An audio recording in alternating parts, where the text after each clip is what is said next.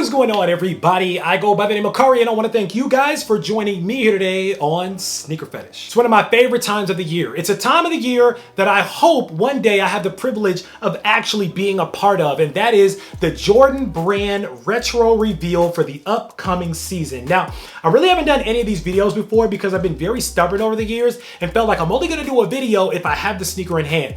But there were a lot of really interesting sneakers that came out with the fall 2022 Jordan brand reveal that I really wanted to just give my insight on, because while I think that Nyla Rain and Beth Burkett did an incredible job hosting it, they had to do it in the Nike voice. They had to do it in a very nice way. But today, we're gonna talk about what I really think about these sneakers and what I really feel like is gonna be the reception of these sneakers when they drop throughout the fall. If you guys are ready, let's get into it. Now, to start it off, Nike and Jordan brand all year long, if you guys have noticed, have been all about reinvention of popular models, redoing colors, redoing color blocking, reinventing certain models and collaborations with other companies. We've seen a lot of Jordan 2s, a lot of Nike Cortez, a lot of Air Max revamps and reiterations. And so that kind of continues with the Jordan brand reveal. So let's get into a classic. And I think that they knew exactly what they were doing, starting off super duper strong with the fire red Air Jordan 3 coming back this fall. I don't like to use the word a problem because I feel like on YouTube, we always say that everything is gonna be a problem, but the fire red 3s are gonna be a problem. Like, a lot of people are going to try to get this sneaker. Demand on this shoe is going to be through the roof. It's a classic colorway, 1988 details, went back to the OG shape. They said it was the most close OG shape to the original 88 model. It doesn't get any better than that. Full family sizing. I love the big hang tag on it, the big 1980s Nike Air hang tag on it. Nike Air on the back of the shoe. I mean, come on. I mean, everybody and their baby mama is going to want their hands on the sneaker. This is gonna be the sneaker that people are gonna be asking other people for as gifts. This is gonna be the sneaker that the resellers are gonna try to move out of the hood on and sell for a lot of money. You're gonna see a lot of these sneakers on tables at Soul Exchange, Sneaker Con, and Got Soul all over the country. A lot of people are gonna be going for these, and honestly, they're probably gonna have pretty decent resale value on them. Now, that being said, it's gonna have that general release resale value on it. I don't think these are gonna be going for 500 bucks, but I do think that you'll be able to get a solid $350 out of these depending on the price. That's just me. I'm not a reseller, but I'm just saying. All right, next up, we have the women's Air Jordan 4 Canyon Purple or Purple Canyon. Now, listen, let's just keep it a buck here. These are giving us Travis Scott Jordan 4 vibes here, mixed in with a little bit of green, so some people are gonna call these the Joker 4s or something like that. It's a good looking shoe for women. Men are gonna be going for these because they're gonna be living out their Travis Scott dreams where they imagine in their head that they and Travis Scott are friends, and they're probably even gonna be doing some customizations on these. I can definitely see that happening. The Purple Canyon, I really feel like is gonna be a little bit more popular with the fellas than it's gonna be for the women, but that's not to say that it's not a good shoe. Again, fellas, if it's a women's shoe, all I can ask is that you guys let the women have first dibs, first crack at the shoe, but whatever. It's solid, but it's not the strongest sneaker that was shown. I'm just gonna keep it a buck. Of course, when the sneakers ad, they gotta say that all the sneakers are really, really dope and really, really amazing, and here's why. The Purple Canyon is a solid choice, but it's gonna fall kind of under the radar in terms of demand. That's just how I feel about it. We'll see what happens. All right, number 3, we got the poor man's M&Ms. Let's just call it what it is. I don't like the word poor man's, but we keep using it, so let's just call it what it is. We have the Jordan 4 black canvas, premium canvas on this shoe. Very, very nice.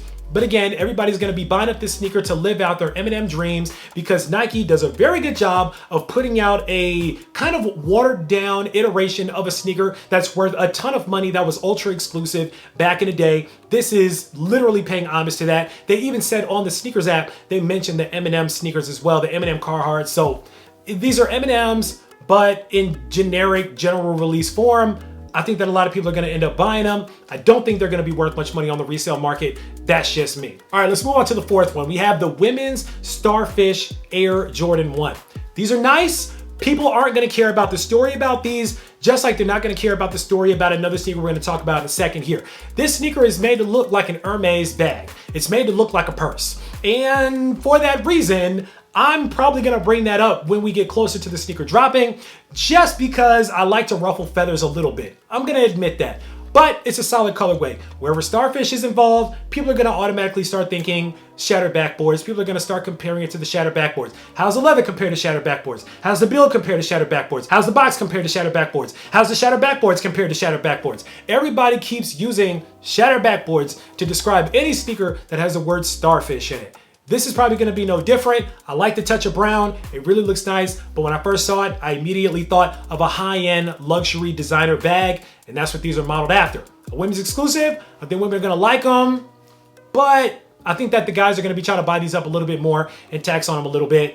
We'll see what happens. All right, next up, I like these except for one piece of it. The Ginger 14 mids. These are good looking shoe, not gonna sell very well. I'm gonna be honest with you. I don't think they're gonna sell all that great at all. The reason is a 14. A lot of OG sneakerheads do not like sneakers that are pretty much past the 12-ish, 13-ish, but y'all really don't like Jordan 14s, 15s, 16s, and 17s and on.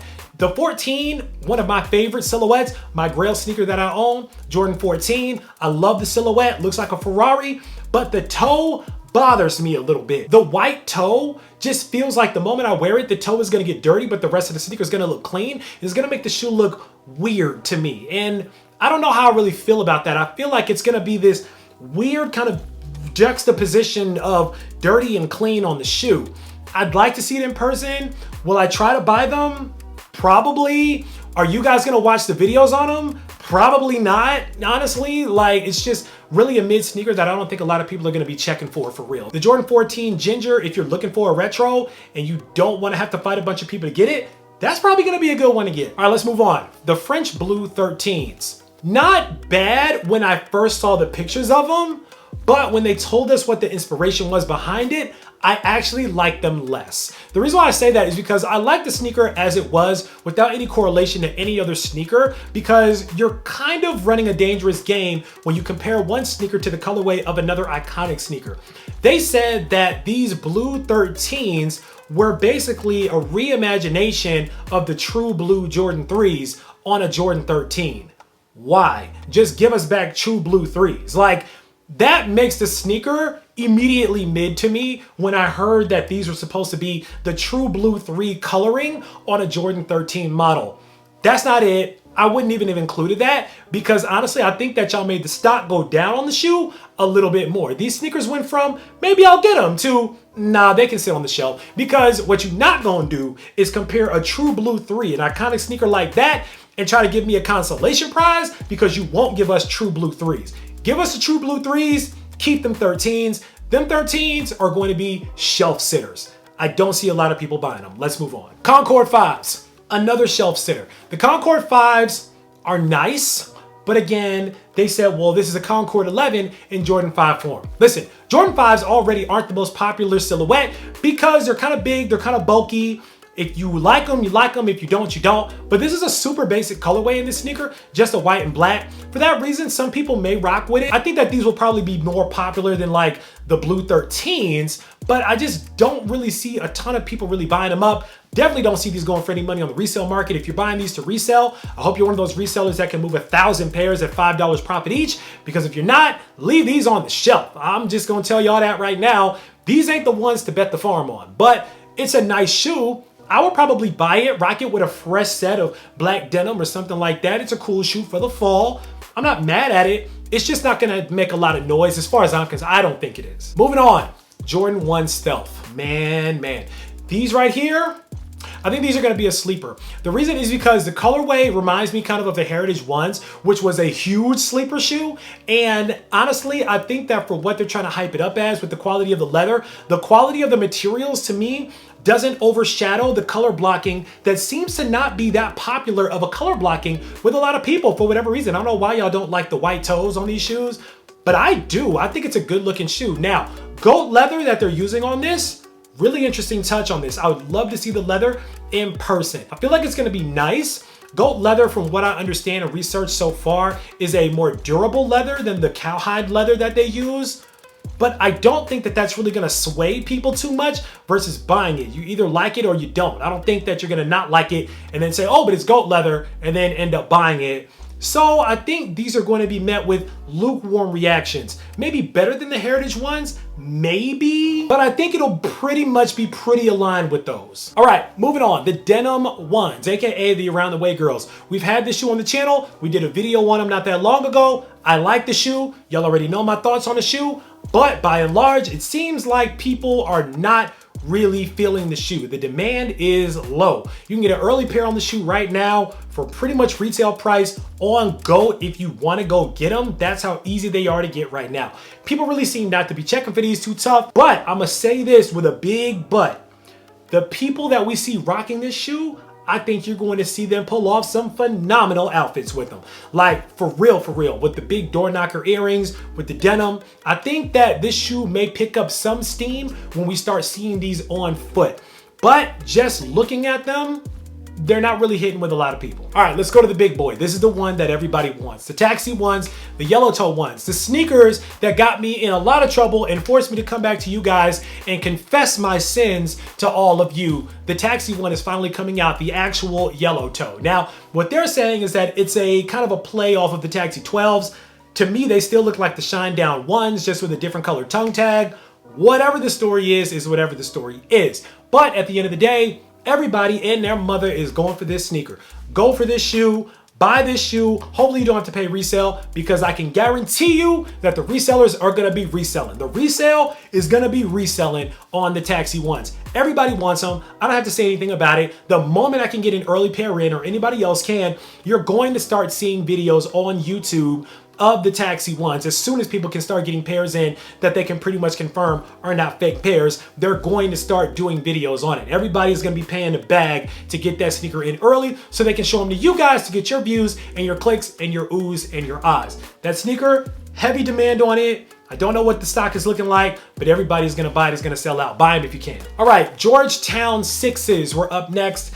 And this is an interesting one. I think based on how many units of this shoe there are, it could do relatively well.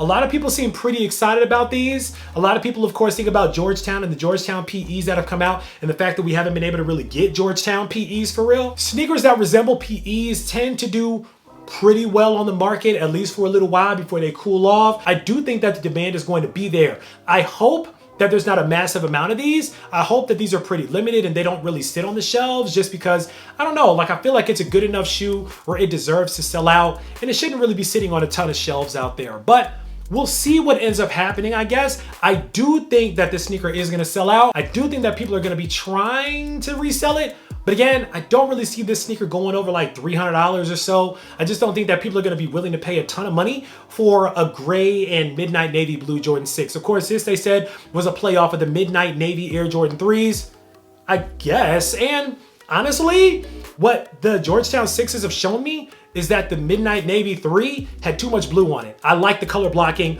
of more gray than blue on the Sixes. So to me, it's a better version of utilizing those colors. That's just me. I think it's a good shoe. I think it's worth the pickup. And finally, they had to give the hood a shoe, because every year Jordan Brand has to give the hood a shoe.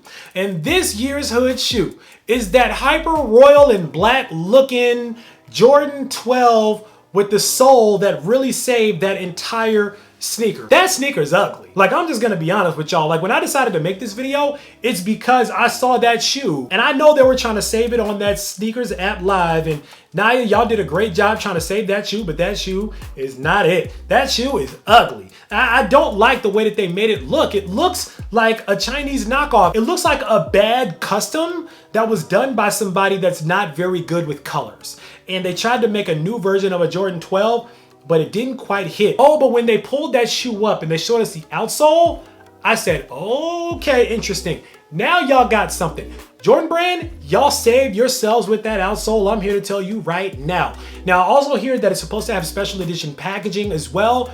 That's probably gonna set it off and make people want the shoe a little bit. But that outsole, beautiful. That outsole is money. That clear outsole with all those different colors in it, really, really beautiful. So if you wear this shoe, a lot of people are probably gonna be kicking their feet up like they're wearing a pair of Louboutin heels to show y'all the underside of that shoe, because the rough part about it is that the best part of that shoe is a part of the shoe that we don't normally see. That's pretty much it when it came to the reveal for the Jordan Brand Fall 2022 collection. Overall, I'll give it about an 8 out of 10. There's some good models coming out, some solid models coming out. Luckily, there's some models coming out that I'm not really worried about resale. I think are going to be pretty low on the resale side, not just because the shoes themselves are kind of mid, but because we're also in the middle of a recession and the sneaker market is down as a whole right now. It's a good time to pick up personal sneakers if you have the budget to be able to pick up personal sneakers. Fall is going to be good to you if you're able to swing it. But if you're a reseller, prayers up and God bless, because it's gonna be some rough times ahead. Hopefully y'all know how to navigate through it. All right, y'all, that's pretty much all that I got for today. Hopefully you guys enjoyed kind of this rundown of what's to come. Now it's time for you guys to sound off. Let me know what you guys think about what's coming out from Jordan Brand, all these models. Which one is your favorite? Which one is a must cop? Which one is getting the no look pass? Sound off down below. Let me know. Of course, right down in the comments, make sure that you click on that subscribe button so we can welcome you into the Sneaker Fetish family to make sure you don't miss out, because I'm going to be trying to get as many of these sneakers that we talked about today as humanly possible, as fast as possible, because I know this is YouTube and everybody likes early stuff. As always, I want to thank you guys for joining me here today on Sneaker Fetish, taking a few minutes, dialoguing with me. I go by the name of Kari, and until next time, I'm out.